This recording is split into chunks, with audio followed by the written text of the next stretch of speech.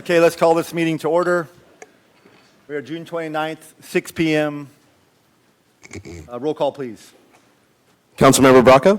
Here. Councilmember Klein? Here. Councilmember Fugazzi? Here. Councilmember Hilton? Here. Councilmember Marks? Here. Councilmember Ramirez? Here. Mayor Bozo? Here.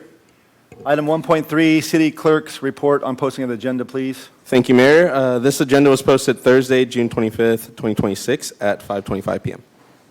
Thank you very much. We're going to jump right into employee introductions. It's so nice that we have these interns here and that, have you told them that our past meetings go till 11 p.m.? Are they aware of that? We made it very clear that they can leave after this if they'd like to. Or if they want to stay and have a learning moment, they can do that too. All right. Hopefully it's not going quite that late tonight. Yeah. Hopefully you. not. Hopefully not. Good evening, Mayor, members of the council, members of the Gilroy community. We're pleased to introduce our team of summer interns for 2026. Gilroy has had a summer internship program for many years, but this year is our largest group of interns contributing in a variety of roles across the city organization. Our interns focus on various projects and assignments over the summer to gain experience and to contribute to the Gilroy organization in meaningful ways. So we're excited to introduce the group to you this evening. So when I call your name, please stand up and give the audience a look, and then you can turn back to looking at the council. So Grace Longoria. Grace is a native of Gilroy and is currently on board as the Gilroy Police Department's, stay standing, Youth Task Force intern. Grace recently graduated from San Diego State University with a degree in criminal justice. Welcome, Grace.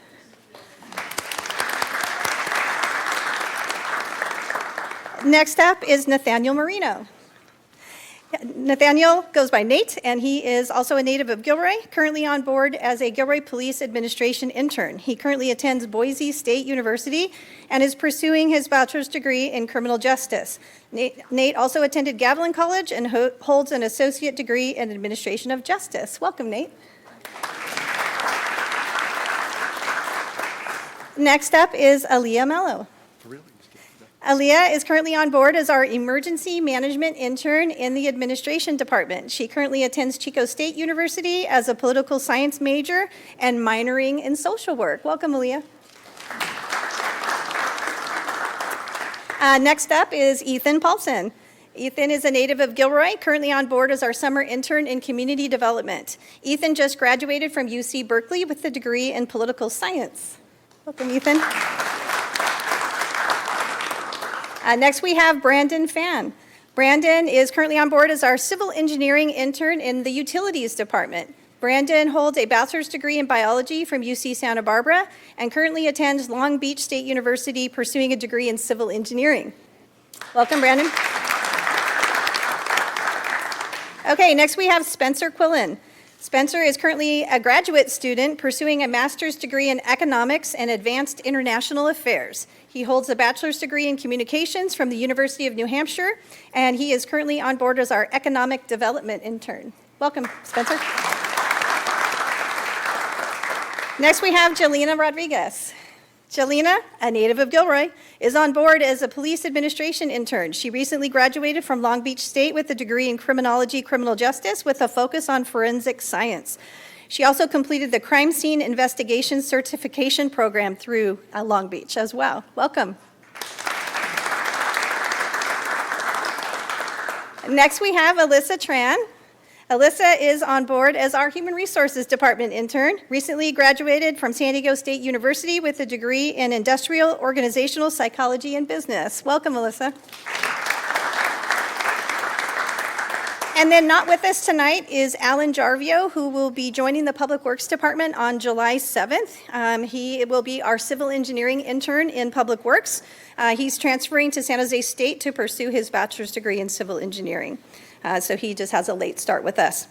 And then I just want to take this opportunity to give a big shout out to Jason Davalos in Human Resources. Stand up, Jason.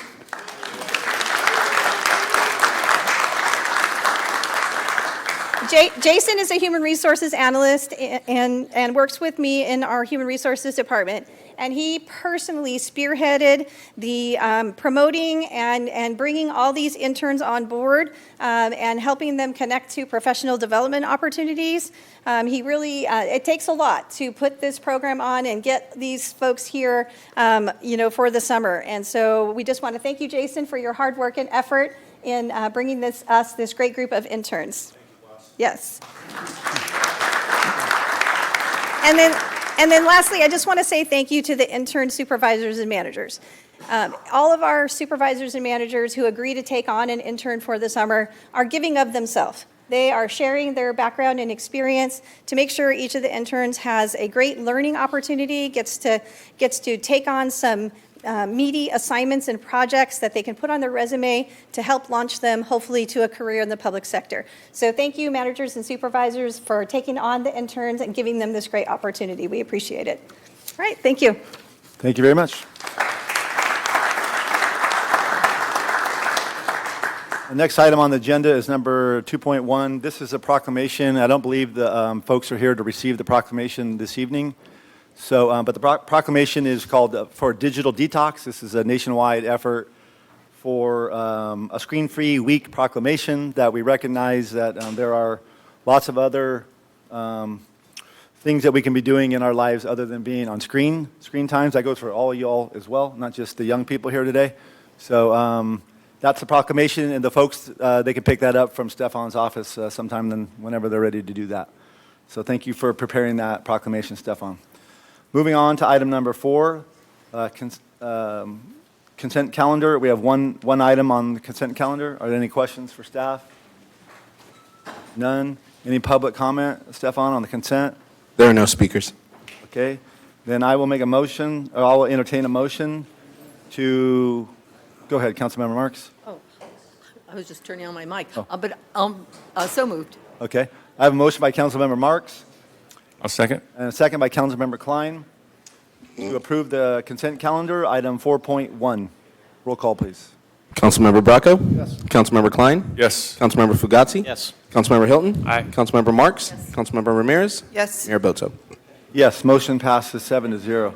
Moving on to item number, I've skipped right over public comment. Sorry about that. Did we have, I'm sorry, thank you. There isn't any because this is a special meeting. Okay. Other than if it was on, except if it's on the agenda, then they'll have their chance at the agenda item. So thank you very much. So my mistake twice. Move on to item number 5.1, bids and proposals. Award a contract to Zumwalt Construction Incorporated for design build construction services for the Santa Teresa Fire Station construction project for a total maximum project cost of $12,279,555 with a total project construction cost of $12,051,237 and a project contingency in the amount of $228,318, and adopt a resolution amending the fiscal year 25-26 budget and authorizing an interfund loan. Staff report, please. Hi, Ryan. Hi, thank you, Mayor. Good evening, council members. My name is Ryan Osington, project manager within the Public Works Department, and I'm here to provide an update on and recommendation for the Santa Teresa Fire Station construction project. For this project, staff is recommending that we award a contract to Zumwalt Construction for an amount not to exceed $12,279,555 and authorize the city administrator to execute that agreement and adopt a budget resolution appropriating $11,942,555 within the Capital Projects Fund and transfer funds totaling $37,024 from the Facilities Fund and authorize a temporary interfund loan in the amount of $3.6 million. The Santa Teresa Fire Station will be located at the corner of Lucchese Ave and Miller Avenue and will be approximately 6,500 square feet. The new station will include all the required living spaces for the staff, as well as site improvements and emergency power provisions. So this is an aerial view of the site location, and this is the parcel map for the future development of that site, with the fire station being located in the upper left-hand corner at parcel Q. The City of Gilroy entered into a housing development agreement with the Glen Loma Group in 2005. the fire station project was delayed multiple times, which ultimately led to the city and developer agreeing that the city would lead the project and the developer would provide those remaining funds. In November of 2022, Gilroy voters approved a charter amendment to allow for design build within the city of Gilroy. Design build is an alternative building method that allows the city to select a project team with the lead contractor and architect partnered together versus independently hiring each.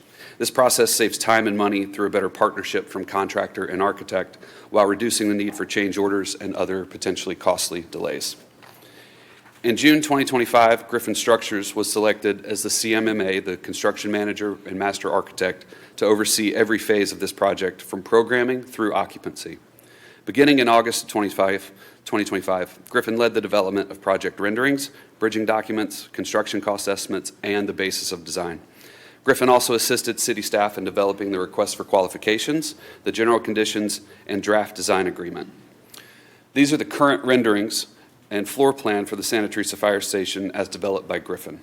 The front of the station will face the roundabout at the intersection with the apparatus bay on Lucchesa Ave on the side of the facility. So this is the view from Miller side, and this is the view from Lucchesa side. Then this is an aerial view of the development of the entire parcel, showing both the drive roundabout, the app bay, and the orientation of the facility. And this is the layout of the interior of that facility. In April of 2026, the city issued a request for qualifications and sealed proposals soliciting design-build architectural and construction services. The city received 4 statements of qualifications which were reviewed and scored by an internal evaluation committee. The committee advanced all 4 firms into the sealed cost proposal evaluation. Following that review, the committee determined that all 4 firms warranted the opportunity to interview for the project. So staff held in-person interviews on June 16th and requested best and final offers from each team. Based on the interviews and the review of the best and final offers, the internal committee provided a unanimous recommendation of Zumwalt Construction and Teeter Architecture to be the design-build entity for the Santa Teresa Fire Station. The Zumwalt and Teeter team received the highest average score during the interview process, as well as submitted the lowest cost best and final offer. Zumwalt's selection was based on several factors, including their Zumwalt and Teeter's extensive experience with fire stations and the design-build process statewide, their specialized design-build expertise, their understanding of the city's needs, schedules, and budget objective, as well as their strong professional working relationship. Zumwalt and Teeter have partnered on several recently completed fire stations, including Cal Fire Station number 72 in Friant and number 83 in Farmersville. During our reference checks, these stations were confirmed to have finished on budget, with Friant being completed ahead of schedule. They are also partnered together on 3 additional fire stations currently in construction in Fresno County, including Hart Flat Fire Station number 11, Cantua Creek Fire Station number 92, and Fresno Fire Station number 95. For the proposed project schedule, design and construction are anticipated to extend 23 months, which would end in May of 2028. Pre-construction, which includes design, would run from July 26 through March of 27. Construction would run from April of 27 into April of 2028. And project closeout would last from April 2028 into May of 2028. So the Santa Teresa Fire Station is anticipated to be open and operational by June of 2028. As part of our solicitation, the city requested bids for 2 additives. The first one was an extension of utilities to the future use area at the rear of the site, and addition of covered solar parking. Staff is recommending the inclusion of the utility extension at a cost of $66,285. This is due to the likelihood of future use and the challenges we would face in extending these utilities after construction is completed. Staff is not recommending the covered solar parking at a cost of a little over $416,000. Solar parking can be added at a future date with minimal impact to the station and its operation. Zumwalt has proposed the inclusion of an additional $163,500 allowance for PG&E work. This would be an allowance and only payable if needed and authorized by the city. PG&E approvals and the work pose a significant risk to the project schedule, and we are recommending the inclusion of this allowance to help ensure we stay as close to schedule as possible. The agreement with Zumwalt Construction is for a total project cost of $12,279,555. This includes a not-to-exceed amount of $12,051,000 for design build, $228,000 for project contingency. Previously, council had approved an agreement with Griffin Structures for $1,163,000 to serve as the CMMA for this project. The combined project cost for those two items totals $13,442,555. This project is included in our FY 26-27 CIP under CIP project number 800-290 in the Capital Projects Fund with a total budget of $13 million, including the CMMA services and design build services. A budget amendment is recommended to pull forward $11.5 million from FY 27 into FY 26 and appropriate the additional $442,555. The general fund and the facilities fund have adequate balances to support the interfund loan. Glen Loma Ranch is also responsible for the final $3,610,757 towards the construction. Receipt of those funds is anticipated following approval and recording of the final maps, which is scheduled for consideration this August. Fixtures, furnishings, and equipment are not included in the project budget and will be funded separately through the upcoming biennial capital budget development process. This is estimated to cost around $500,000. So if council chooses to award the contract to Zumwalt Construction, staff will complete the design build contract and will begin working on the construction drawings, preparations, and utility coordination immediately. With that, thank you for your time, and we will now take any questions you may have. Councilmember Ramirez? Thank you, Ryan. Just two quick questions. I looked through the plans, and I didn't see, not that they're not there, but I certainly didn't see anything that included anything outdoor, like a barbecue, basketball kind of rec area. Is that planned? Did I miss something? Is it not planned?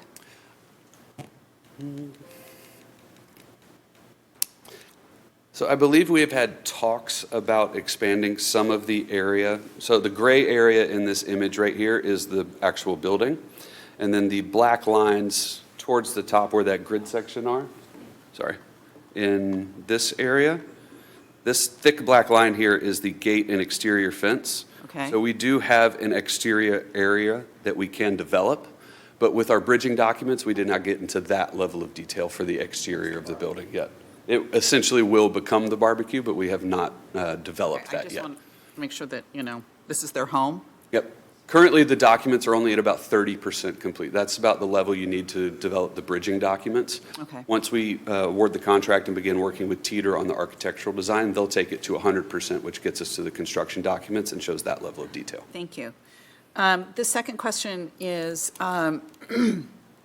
so the Glen Loma payment of $3.6 million is contingent upon the final maps for the remaining neighborhoods that they're developing. What is the likelihood of a hiccup? Or are they still at a point where they can say, well, we want to delay this project a little bit? I'm going to hand that one over to John. I'll go either way. I'll just get, anything can happen.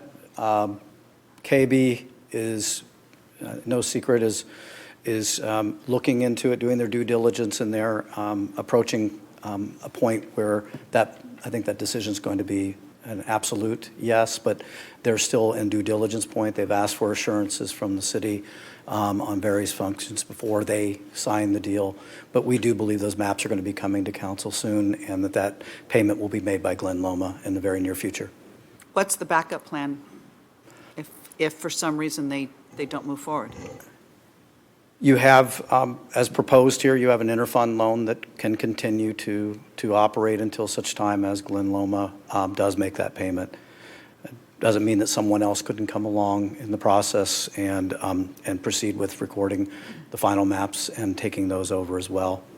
That is your options at this point. Thank you. Councilmember Hilton? Thank you. So I have a couple questions. Good job, Ryan, on presenting. So on packet page 64, number 6, it talks about skilled and trained workforce for the design build entity. So this is our first time going through this design build process. And it states there that the design build entity, or Zumwalt Construction, must provide an enforceable commitment that the entity and its subcontractors at every tier will use a skilled and trained workforce to perform all work on the project or contract that falls within an apprenticeable occupation in the building and construction trades and in accordance with Section 2600 of the Public Works Contract, of the Public Contract Code. So my question is, there's several agencies out there that, of course, are watching this tonight and making sure we're doing everything correctly, but what has the city done, or how are the ways that the city will be monitoring to make sure that we enforce that? Okay, I'm going to ask Dustin Alamo from Griffin Structures, who's the lead in our partnership with them, to provide you the details there. Thank you. Hey, good evening.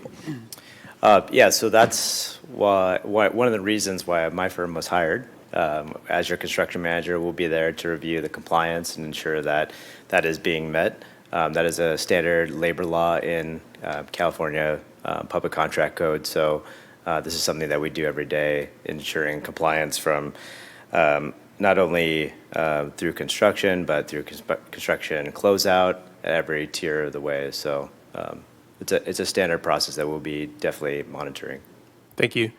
Thank you. One of the other things that I have, which is our City of Gilroy purchasing policy, we have that bid certification for wage theft. So was that, I know that's not always included inside of our packets here, but was that something that was taken care of, the bid certification? Certifying that there's no past wage theft? Yes, that was included in the RFQP process. It was? Yes. Okay, perfect. And then can you share a little bit about how the Gilroy Firefighters Local 2805 was brought along during this current process and how you plan on including them after tonight? I'm going to ask Chief Rob Fleop to join us to answer that question. It's a team effort. Good evening. I'm Rob Fleop, your fire chief. Can you repeat what you wanted to know with that question? Yeah, so my question was, how was Local 2805, right, our Gilroy firefighters, how were they brought along to this process of where we are today? And how will they be included during the construction process until the keys are turned over? So the easy part to answer that question is there's a committee based on the existing workforce. So the two pieces of that was, as quickly as this process needed to move along, there was decision-making at the staff level just to keep the process moving. And as you saw, it was only going to be at the 30% design phase. Once it moves kind of beyond that, once you have the contract awarded for the construction piece, that committee has more of a hands-on component to it. So you had the question about the barbecue piece. That's in there, something we thought about, but it doesn't come to fruition until we get the committee with the firefighters to kind of lay out their living space. So they come along with us. There's just a specific phase that they become more hands-on. Perfect. I mean, they're here tonight. They're in great showing. I don't know if that'll show up on the video tonight, but I appreciate you saying that and your guys' commitment to continue to work with them as this project moves on. My last question, probably not for the fire chief, but so as a member agency of Silicon Valley Clean Energy, which we are, and I'm the representative that represents Gilroy, what avenues did we exhaust in relations to finding funding opportunities for solar plus battery? Or what things have we, what technical expertise did you or did you not get, or do we need to pursue further to help you guys out? Mr. Morley gave me a great contact at Silicon Valley Clean Energy. His Rolodex is big and great. And so I reached out to that individual, and it was very clear in that conversation that the federal adjustments and changes in the world were affecting the grant environment and the tax structure that was going on, and tax credits and all the things that go with that. And of course, the state budget has been a little constrained as well and continues to be constrained. The bottom line was, at this point, they identified nothing that was in the pipeline right now for grants that would come around. But that also doesn't mean that there aren't in the future coming with that, and there won't be new grants coming along, and we're certainly open to looking at that. This is probably the easiest piece to connect in and deal with that if we, in the future, should we want to pursue the PV. But without the battery storage, we gain very little in terms of just the solar itself. It's a nice statement, but. Thank you. Appreciate it. Thank you, Mayor. Welcome. Councilmember Fugati. I don't know how this works in the public world, so you might be just educating me, but in a contract like this, is there any bonus structure for coming in ahead of schedule or under budget? When you say bonus, So the contractor gets I mean, you have a schedule. I mean, for instance, I just know because I lived in Salt Lake, and when they did the commuter rail there in Salt Lake, they got, I don't know, I think it was an extra 50 grand a day for every no, day. that's not a part These of were the incentives. project, no. So is that something that's not able to happen because of some regulatory reason, or we just don't do it at Gilroy, or just curiosity, or same thing with being under budget? It was not a part of the qualifications and proposals as we wrote the RFQP, and as far as I know, I have no experience with projects related to that. I don't know if John has a better answer than that, but Probably be a good incentive, though, wouldn't it? Yeah, okay, thank you. Further questions? Councilmember Klein? No. We have some public comment? Yes, we have one speaker, Mr. Ron Kirkish. Thank you. Good evening, Mayor, Council, City Manager, and City Attorney, and all the flyer guys and our police officers. Well, finally, we're almost here. I've been sitting in cheap seats for a long time, and I'm sure Mr. Weaver tonight is very, very happy. He's probably listening in too. Robert's been one of the people that has been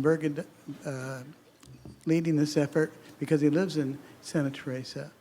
So it's wonderful. I think it's going to be money well spent. So I hope we can get through this tonight without a hiccup and get it approved. Thank you very much.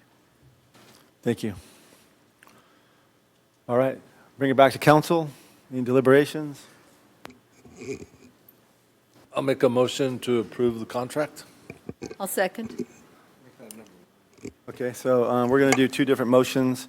So I have a motion by Councilmember Bracco and a second by Councilmember Marks to adopt a resolution awarding a contract to Zumwalt Construction Incorporated for an amount not to exceed $12,279,555 with a total project construction cost of $12,051,237, including $228,318 in project contingency costs for design build construction services for the Santa Teresa Fire Station construction project, and authorize the city administrator to execute the agreement and all other related documents. I have a question. Does that include the additive number 1? Yes. Yes? Okay, perfect. Thank you. Thank you. Roll call, please, Stefan.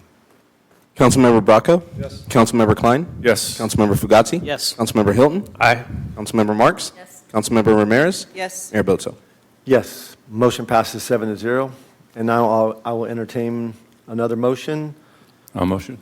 Okay, I have a motion by Councilmember Klein. Second. And a second by Councilmember Bracco to adopt a budget amendment resolution to appropriate $11,942,555 within the Capital Projects Fund, transfer $37,024 from the Facilities Fund, and authorize a temporary interfund loan in the amount of $3,610,757 from the Facilities Fund and the General Fund, excuse me.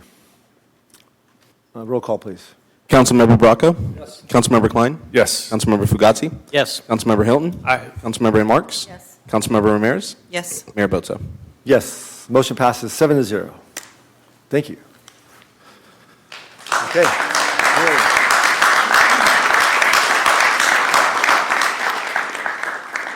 Okay, City Attorney, will you take us into closed session, please?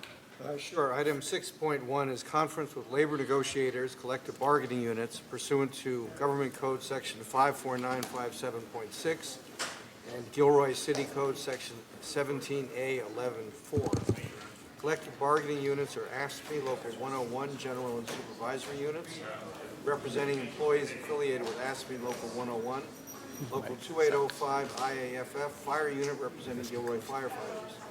City negotiators, Matt Morley, City Administrator, Leanne McPhillips, Human Resources Director, Risk Manager, Anticipated issues under negotiation, wages, hours, benefits, working conditions, memorandums of understanding, City of Gilroy and Gilroy firefighters, Local 2805, City of Gilroy and AFSCME, Local 101, general and supervisory units. So we now ask if there's any public comment. No public comment. Okay, we can now adjourn to closed session. The first item in closed session would be to take a vote on whether or not to stay in closed session, and that vote is a reportable action at the conclusion. Thank you.